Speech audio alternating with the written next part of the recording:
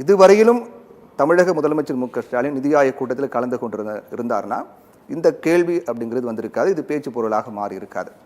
இதுவரையிலும் கலந்துக்காம பல்வேறு காரணங்கள் சொல்லப்பட்டது. ஆனால் கடந்த ஆண்டு மட்டும்தான் அதிகாரப்பூர்வமாக தமிழ்நாட்டை மத்திய அரசு புறக்கணிக்கிறாங்க, அதனால நாங்கள் அதை புறக்கணிக்கிறோம் அப்படின்னு தெரிவித்தார்.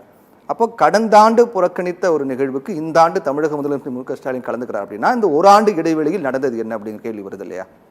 இது மிக வெளிப்படையாக தெரிகின்ற ஒரு காரணம் தான். அதை இப்படி ஒரு பூடகமாக மூடி மறைச்சு அதுக்கு 1000 காரணங்களை சொல்லி கண் காது மூக்கு வாய் எல்லாம் ஒட்டி வச்சு எதிர்கட்சியினர் பேசுவதை போல் ஊடகவியலாளர்களும் பேசுவது என்பதுதான் ரொம்ப நகைச்சுவையாக இருக்கிறது. ஏன்னா நீங்கள் அந்த பட்டியலை எடுத்து பார்த்தீங்கன்னா 2017, 18, 19 அந்த 3 நிதி ஆயோக் கூட்டங்களிலும் பங்கேற்றவர் எடப்பாடி பழனிசாமி. ஆனால் அதனால் தமிழ்நாட்டுக்கு என்ன நலன் விளைந்தது அப்படிங்கிறத கேள்விக்குறியாவே இருக்கு. ஆனால் 20, 21 2 ஆண்டுகள்லையும் நிதி ஆயோக் கூட்டம் நடக்கவில்லை. காரணம் நேரடியாக நடக்கவில்லை, அந்த கொரோனா காலத்தில் இருந்ததனால். 2022 எதிர்கட்சியை சேர்ந்த முதல்வர்கள் மம்தா பானர்ஜி, கேசிஆர், அசோக் கெலாட், பகவத் சிங் மான் ஆகியோர் கலந்து கொண்டனர். ஆனால் நம்முடைய முதல்வர் கலைஞர் நினைவு நாள் விழா இருந்ததனால் அப்போது கலந்து கொள்ளவில்லை என்பதை தகவலாக தெரிவித்து விட்டார் என்பது தெரியும். 23 அதிகாரப்பூர்வமாக நம்முடைய முதல்வர் ஜப்பான் பயணம் மேற்கொண்டிருந்தார், அதனால் கலந்து கொள்ளவில்லை. கடந்த ஆண்டு எதிர்ப்பை தெரிவிப்பதற்காக கலந்து கொள்ளவில்லை என்பதும் எல்லாருக்குமே நன்றாக தெரியும். அதற்கு முன்பாக வெளியிடப்பட்ட அந்த நிதி அறிக்கையில் பட்ஜெட்டில் தமிழ்நாட்டுக்கான நிதி ஒதுக்கீடு எதுவுமே இல்லை, அதனால் நாங்கள் எங்களுடைய எதிர்ப்பை பதிவு செய்கிறோம் அப்படின்னு கலந்துக்கல. இந்த ஆண்டு என்ன நிலை என்றால் மாநில சுயாட்சியை வெளிப்படுத்துவதை போல் உறுதிப்படுத்துவதை போல் பல தீர்ப்புகளை தமிழ்நாட்டின் சார்பில் பெற்றிருக்கிறார். முதல் விஷயம். அப்புறம் இந்தியாவிலேயே மிக அதிகமான பொருளாதார வளர்ச்சி பெற்ற ஒரு மாநிலமாக 9.69% பெற்றிருக்கின்ற ஒரு மாநிலமாக தமிழ்நாட்டை 4 ஆண்டுகளில் வளர்த்தெடுத்திருக்கிறார். அந்த மாதிரியான காரணங்கள். அதை தவிர நம்முடைய முதல்வர் தொடுத்த வழக்குகளினால் பிஜேபி ஆளாத மாநிலங்களில் இருக்கக்கூடிய அந்த ஆளுநர்களின் கொட்டத்தை அடக்குவதை போல் எல்லோருக்குமான ஒரு தீர்ப்பை பெற்றுக் கொடுத்திருக்கிறார். இப்படி வெற்றி நாயகனாக அவர் நிமிர்ந்து நிற்கும் போது எல்லோருக்கும் வெளிப்படையாக அறிவித்து விட்டுதான் செல்கிறார். எடப்பாடியை போல் எதிர்கட்சி தலைவரை போல் எதுக்கு டெல்லி போறீங்க அப்படின்னா, நான் அதிமுக அலுவலகத்தை பார்க்க போகிறேன், அதிமுக அலுவலகத்தில் புதிதாக போடப்பட்டிருக்கின்ற அந்த கர்ட்டனை எல்லாம் பார்க்க போறேன்னு சொல்லிட்டு அங்க போய் முக்காடு போட்டுக்கிட்ட மாதிரி யாருக்கும் தெரியாமல் 3 கார் மாறி அதிமுக அலுவலகம் என்பது அமித்ஷா வீடு என்பதை சொல்லாமல் சொல்வதை போல் அங்கே இரவோடு இரவாக போய் பார்த்து விட்டு வெளியே வந்து என்ன பேசினீங்க அப்படின்னா, மக்கள் நலன் சார்ந்த கொள்கைகளை பேசினோம். அந்த மக்கள்னா யாருன்னா மித்துன் என்பவர் மட்டும்தான் அவருடைய மக்கள், அவர்களுடைய வாரிசுகள் தான் மக்கள். தமிழ்நாட்டு மக்களுக்காக அவர்கள் பேசவில்லை என்பது நன்றாக தெரியும். ஆனால் அவர் வந்து அந்த வார்த்தையை சொல்லி முடிக்கிறதுக்குள்ள உள்துறை அமைச்சர் அமித்ஷா ஒரு ட்வீட் போட்டாரா இல்லையா, எங்களுடைய தலைமையில் என்டிஏ கூட்டணி தமிழ்நாட்டில் தேர்தலை எதிர்நோக்கும் அப்படின்னு. இப்படியாக மூடி மறைத்து முக்காடு போட்டு அல்லது எங்களுடைய தலைவர் நம்முடைய முதல்வர் சொல்வதை போல் நாற்காலிகளுக்கு அடியில் ஊர்ந்து போய் தவழ்ந்து போய் யாருக்கும் தெரியாமல் சட்டமன்றம் நடந்து கொண்டிருக்கின்ற போது, அதுதான் மிக முக்கியம், எதிர்கட்சி தலைவர் என்கின்ற பொறுப்பை துறந்து விட்டு மறந்துவிட்டு யாருக்கும் தெரியாமல் அமித்ஷா அவர்களை போய் சந்தித்ததை போல் எங்களுடைய தலைவர் நம்முடைய முதல்வர் சந்திக்கவில்லை. இந்த மே 24 என்பது எல்லோருக்கும் அறிவிக்கப்பட்ட ஒரு தேதி, நிதி ஆயோக் அறிவித்திருக்கிறது. எனவே இது நம்முடைய பிரதமர் தலைமையில் நடக்கிறது என்னும்போது ஒரு பொருளாதாரத்தில் தமிழ்நாட்டை சுயசார்புள்ள மாநிலமாக மாற்றி இருக்கின்ற கொள்கையை வடிவமைத்த எங்களுடைய தலைவர், திராவிட மாடல் நாயகர், ஒரு வெற்றி நாயகனாக இந்த முறை மிக சரியாக கலந்து கொள்கிறார். அதுல எந்த விதமான அரசியலும் இல்லை. இந்த முறையும் எங்களுடைய தலைவர் என்ன சொல்லி இருக்கிறார், தமிழ்நாட்டின் நிதி உரிமைக்காக நான் குரல் கொடுப்பேன், போராடுவேன்.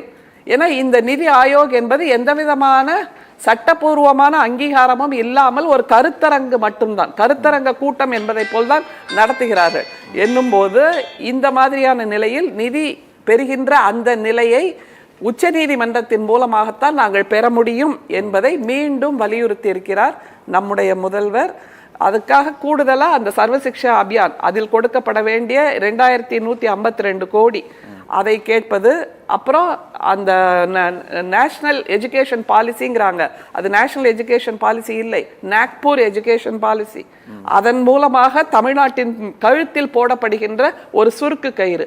இந்த மாதிரியான பிரச்சனைகள், சூழ்ச்சிகள் எல்லாவற்றையும் ஒன்றிய அரசு தமிழ்நாடு மீது தொடுத்து கொண்டே இருக்கிறது. இதுல நீங்க குறிப்பா இந்த நிதி ஆயோக் கூட்டம் ஏன் நம்முடைய முதல்வர் பங்கேற்பது முக்கியமானது என்பதற்கு ஒரே ஒரு காரணத்தை சொல்ல முடியும். என்ன என்றால், இப்படிப்பட்ட நிதி நெருக்கடியை ஒன்றியம் தமிழ்நாட்டின் மீது செலுத்துகிறது. எந்த விதத்திலும் தமிழ்நாட்டுக்கு ஆதரவாக இல்லை. எந்த விதத்திலும் தமிழ்நாட்டு மக்களின் நலனுக்கு ஒன்றியம், பிரதமர் யாருமே ஆதரவாக இல்லை.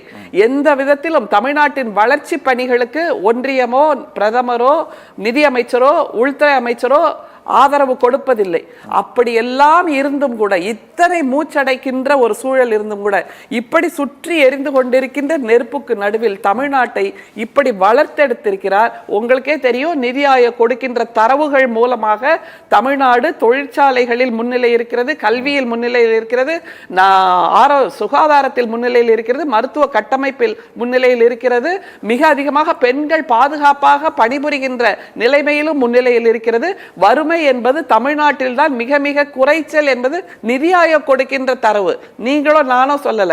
இப்படியாக பொருளாதாரத்தில் மிக உயர்ந்த ஒரு மாநிலமாக வளர்த்தெடுத்திருக்கிறார். நீங்க கேட்கலாம், உத்தரப்பிரதேசம் அல்லது மகாராஷ்டிரா இதுவும் தானே மிக உயர்வாக இருக்கிறது, மகாராஷ்டிரா இந்தியாவிலேயே முதன்மை மாநிலமாக இருக்கிறதே அப்படின்னு நீங்க கேட்கலாம். ஆனால் மகாராஷ்டிராவுக்கும் உத்தரப்பிரதேசத்திற்கும், பிஜேபி ஆளுகின்ற மாநிலங்களுக்கும் அது என்னது பொண்டாட்டி கையேன்னு ஒரு பழமொழி சொல்லுவோம்ல, ஊரா விட்டு நெய்யே பொண்டாட்டி கையே என்பது போல் பிரதமர் நிதியை அள்ளி அள்ளி கொடுக்கிறார். ஆனால் கிள்ளி கூட கொடுக்காத ஒரு மாற்றாந்தாய் மனப்பான்மையை தமிழ்நாட்டுக்கு செய்து கொண்டிருக்கிறார் பிரதமர். அப்படி இருந்தும் கூட எங்களுடைய தலைவர், நம்முடைய முதல்வர் தமிழ்நாட்டை முதன்மை மாநிலமாக மாற்றி இருக்கிறார். அதை மீண்டும் இந்தியாவுக்கு பிரகடனப்படுத்துவதற்காக வட இந்தியாவில் இருக்கக்கூடிய ஊடகவியலாளர்கள், செய்தியாளர்கள் எல்லோரும் who is that Stalin, we want to meet him என்பதைத்தான் திரும்ப திரும்ப சொல்லிக் கொண்டிருக்கிறார்கள். ஏன்னா அவங்களும் பார்க்கறாங்கல்ல, இப்படியான சூழ்ச்சிகளை பிரதமர் தமிழ்நாட்டுக்கு மீது செய்தும் கூட இப்படி வளர்ச்சி பெற்ற மாநிலமாக தமிழ்நாட்டை மாற்றி இருக்கிறாரு. who is that magic man, who is that superman, who is that superhero, what magic wand he has in his hand என்று பார்ப்பதற்காக அவர்களும் காத்து கொண்டிருக்கிறார்கள். ஆனால் இங்கே தவழ்ந்து போய் நம்முடைய முதல்வர் சொன்னதை போல் அமித்ஷா முதற்கொண்டு, சின்னம்மா சசிகலா முதற்கொண்டு நாற்காலியில் அமர்ந்திருக்கிறவர்கள் மாறுகிறார்கள். ஆனால் கீழே தவழ்ந்து போய் பிடிக்கின்ற கால் எடப்பாடி அவர்களுக்கு யாராவது ஒருவருடைய காலாக இருக்கிறது என்பதைத்தான் அந்த எதிர்க்கட்சி தலைவர் சொன்ன ஸ்டேட்மெண்ட் காட்டுகிறது. ஏதோ ஒரு காரணத்துக்காக வெள்ளை கொடியோடு போகிறார் என்று சொன்னார். நிச்சயமாக இல்லை. நிதி ஆயோக் கூட்டம் என்பது நம்முடைய முதல்வர் சொன்ன தேதி இல்லை, அவங்களே தேர்ந்தெடுத்த தேதி தான். அது மாதிரி நம்முடைய முதல்வர் பிரதமரிடம் தேதி கேட்கவில்லை, அப்பாயின்மெண்ட் கேட்கல. அவர்கள் கொடுக்கின்ற தேதியில் தான் நம்முடைய முதல்வர் செல்கிறார். எதற்காக இது பேச்சு பொருளா மாறுது, எதற்காக விவாத பொருளா மாறுது? ஏன்னா ஒரே கடந்த முறை தமிழ்நாடு புறக்கணிக்கப்படுகிறது, அதனால் நிதி ஆயோக் கூட்டத்தை புறக்கணிக்கிறோம் அப்படின்னு சொன்ன ஒண்ணு. ரெண்டாவது, இந்த முறை கலந்து கொள்ளக்கூடிய நிகழ்வை அடிப்படையாக வைத்து எதிர்க்கட்சி தலைவர் வைக்கக்கூடிய விமர்சனம், இது ரெண்டும் தான் இன்னைக்கு இது பேச்சு பொருளா மாத்துது, விவாத பொருளா மாறக்கூடிய ஒரு சூழல் ஏற்படுத்தியிருக்கு. அப்படின்போது கடந்த ஆண்டு தமிழ்நாடு புறக்கணிச்சாங்க, ஆனால் நாங்க புறக்கணிக்கிறோம் அப்படின்னா, இந்த ஆண்டு கலந்துக்கிறார் அப்படின்னா இந்த ஓராண்டுல மத்திய தமிழ்நாடு அரவணைச்சதா? அரவணைக்கவே இல்லையே. அதைத்தானே நம்ம இவ்வளவு நேரம் சொல்லிட்டு இருந்தோம். கடந்த ஆண்டு புறக்கணிச்சாங்க. ஆமா, ஆனா இந்த முறை நாம் வழக்கு போட்டு அதில் நமக்கு சாதகமாக தீர்ப்பை பெற்றிருக்கிறோம்ல. ஒரு வழக்குல, கவர்னரோட வழக்குல நமக்கு சாதகமா தீர்ப்பு வந்திருக்கு. அதன் மூலம் ஆளுநரின் கொட்டத்திலிருந்து அந்தந்த மாநிலங்களை மீட்டெடுக்கின்ற ஒரு வேலையை நம்முடைய முதல்வர் செய்திருக்கிறார். இப்ப மீண்டும் வழக்கு போடுகிறோம். சர்வ சிக்ஷா அபியானில் கொடுக்க வேண்டிய நிதியை நீங்கள் கொடுக்க வேண்டும். அதுவும் எப்படி? வெறுமே அப்படி 2162 கோடியை மட்டும் இல்ல, கூடுதலாக 6% வட்டியோடு கொடுக்க வேண்டும். ஏனென்றால் இந்த தாமதத்திற்கு ஒன்றிய அரசு பொறுப்பேற்க வேண்டும் என்கின்ற நிலையை உருவாக்கி இருக்கின்றார் நம்முடைய முதல்வர். என்னும் போது இந்த மாதிரி எங்களுடைய நிதி உரிமை, இட்ஸ் அவர் ரைட். நாங்கள் ஒன்றும் ஒன்றியத்திடம் பிச்சை பாத்திரம் ஏந்தவில்லையே. நாங்கள் கொடுக்கின்ற இந்த மிக அதிகபட்ச ஜிஎஸ்டியால் தான் ஒன்றியம் சொல்லுகிறது இதுவரைக்கும் இல்லாத ஜிஎஸ்டி வரி வருமாய் எங்களுக்கு கிடைத்திருக்கிறது என்றால் அதில் பெரும் பங்கு தமிழ்நாட்டின் பங்காக இருக்கிறதா இல்லையா? அப்படின்னா அதை நாங்கள் செயல்படுத்தி காட்டி இருக்கிறோம். எனவே கடந்த ஆண்டு புறக்கணிச்சாங்க, அதனால நாங்களும் புறக்கணிச்சோம் அப்படின்னு சொன்னாங்க.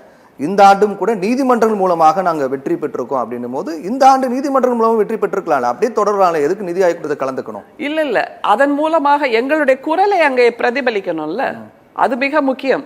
கடந்த ஆண்டு நாங்கள் பங்கேற்காததற்கு சரியான காரணங்கள் இருந்தன. இந்த ஆண்டும் அப்படியே தொடரணும் அப்படின்னா எதற்காக? இந்த ஆண்டு மிக உச்சபட்சமான ஒரு வெற்றியை தமிழ்நாட்டுக்கு பெற்றுக் கொடுத்திருக்கிறார் இல்லையா நம்முடைய முதல்வர். அந்த வெற்றி நாயகனாக அங்கே போகிறார். மீண்டும் கையேந்துவதற்கோ அல்லது நீங்க எப்படி வேணா எங்க தலையில மிளகா அரைங்க, நாங்க எதிர்குரல் எழுப்ப மாட்டோம் என்று 3 ஆண்டுகள் EPS அவர்கள் சொன்னதை போல் சொல்லவில்லை.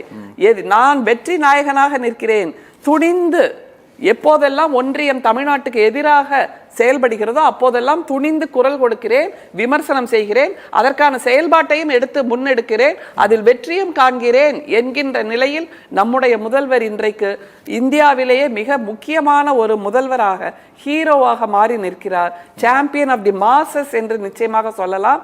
சாம்பியன் ஆஃப் தி பிஜேபி, நான் பிஜேபி ரூலிங் ஸ்டேட்ஸ் என்று சொல்லலாம். அப்படிப்பட்ட நிலையில் இவருடைய பங்கேற்பு என்பது மிக முக்கியமானது. ஏன் போன தடவை மாதிரியே ஸ்டேட்டஸ் கோவா இந்த தடவையே நீங்க போகாமே இருக்கலாம் என்று சொல்வது விதண்டாவாதம். இந்த முறை சரியான காரணம் இருக்கிறது நாங்கள் செல்வதற்கு என்பதனால் முதல்வர் செல்கிறார். அதிலும் வெற்றி நாயகனாக நிற்கிறார். அதுதான் ரொம்ப முக்கியம். 9.69% பொருளாதார வளர்ச்சி என்பது எப்படிப்பட்ட சூழலில் என்பதை நீங்கள் திரும்ப திரும்ப அடிக்கோடிட வேண்டும். எந்த விதத்திலும் ஒன்றியம் உதவி செய்யவில்லை, எந்த விதத்திலும் நிதியமைச்சர் உதவி செய்யவில்லை, எந்த விதத்திலும் பிரதமர் கரிசனமே காட்டவில்லை, எந்த விதத்திலும் நிதி ஆயோக் கூட கொடுக்க வேண்டிய நிதியை கொடுக்கவில்லை. அதை தவிர ஒன்றியமும் மாநிலமும் சேர்ந்து செய்ய வேண்டிய பணிகளுக்கான நிதியை கூட கொடுக்கவில்லை. அப்படியாக இருக்கும்போது இந்த சூழலில் நாங்கள் வெற்றி பெற்றிருக்கிறோம் என்றால் எங்களிடம் என்ன மேஜிக் வேண்ட் இருக்கிறது என்பதை நம்முடைய முதல்வர் அங்கே உறக்க சொல்லுவார். அங்கே அவருக்கு பேசுவதற்கு எவ்வளவு நேரம் கொடுத்துருவாங்க அப்படின்னு ஒரு கேள்வி கேட்கிறாங்க. அது பேசுவது எவ்வளவு நேரம் என்பது முக்கியமல்ல. ஏனென்றால் 2014 இத்தனை வருஷமா பிஜேபியின் ஆட்சி அமைந்து கொண்டிருக்கிறது, ஆனால் ஒன்றுமே நடக்கவில்லை இந்தியாவில். எனவே எத்தனை ஆண்டுகள் எத்தனை நிமிடங்கள் நாம் செயலாற்றுகிறோம் என்பதல்ல, சொடக்கு போடுற நேரத்தில் 4 ஆண்டுகளில் எங்களுடைய முதல்வர் மாற்றங்களை உருவாக்கி காட்டியிருக்கிறார் என்பதனால் இதை நிலைநிறுத்தி இந்தியாவுக்கே ஹீரோவாக நாங்கள் இருக்கிறோம் என்பதை இன்றைக்கு நிச்சயமாக அந்த இந்திய ஊடகங்கள் ஹைலைட் பண்ணுவாங்க. ஒரு 2-3 விஷயம் தெளிவு மட்டும் படுத்திடுறேன். அவர் பேசினதுல இருந்து ஒலிம்பியாட பத்தி பேசினாரு. அது கேலோ இந்தியா என்ற ஒன்றிய அரசின் திட்டத்தின் மூலமாக நடத்தப்பட்டது. வேற எந்த மாநிலமும் செயல்படுத்த தயாராக இல்லை என்ற போது நம்முடைய தமிழ்நாடு, நம்முடைய துணை முதலமைச்சர் முன்னின்று நாங்கள் நடத்துகிறோம் என்று சொன்னதால் நடத்தப்பட்டது. அப்போ அதற்கு ஒன்றியத்திலிருந்து அமைச்சர்களை அழைக்க வேண்டியது கடமை. அது கூட புரிஞ்சிக்க முடியலையா? அடுத்தது கலைஞர் 100ஆண்டு விழாவின் தொடர்பாக வெளியிடப்பட்ட நாணய விழா. அந்த நாணயத்தை வெளியிடக்கூடிய உரிமை ஒன்றிய அரசுக்கு தான் இருக்கு. அதனால நம்ம வெளியிட்டோம். அந்த ஸ்டாம்ப் வெளியிடுவது, நாணயம் வெளியிடுவது என்பது. அப்போ அதற்காக ஒன்றியத்திலிருந்து அமைச்சர்களை அழைத்தோம் என்றால் இது சிறுபிள்ளைத்தனமா இருக்கு. நீங்க அப்ப கூப்பிட்டீங்களே இப்ப கூப்பிடலையே அப்படிங்கிறது. அது மாதிரி இன்னமும் என்ன மாற்றம் நிகழ்ந்ததுன்னு கேள்வி கேட்கிறார். மாற்றம் நிகழலைன்னா அதைத்தான் நாம் சொல்கிறோம் எதேச்சாதிகாரம் அப்படின்னு. இவ்வளவு தூரம் மக்களின் குரலை, நம்முடைய முதல்வரின் குரல் என்பது தனிப்பட்ட குரல் அல்ல, தமிழ்நாட்டு மக்களின் குரல். எங்களுடைய ஜனநாயகத்தை நாங்கள் மீட்டெடுக்கிறோம் என்று தமிழ்நாட்டு மக்கள் கூக்குரல் இடுகிறார்கள் என்னும் போது அதற்கு நான் செவிசாய்க்க மாட்டேன் என்கின்ற எதேச்சாதிகாரம், பண்ணையார்த்தனம், இதைத்தான் நாம் கேள்வி கேட்கிறோம். அதைத்தான் முதல்வரும் கேள்வி கேட்கிறார்.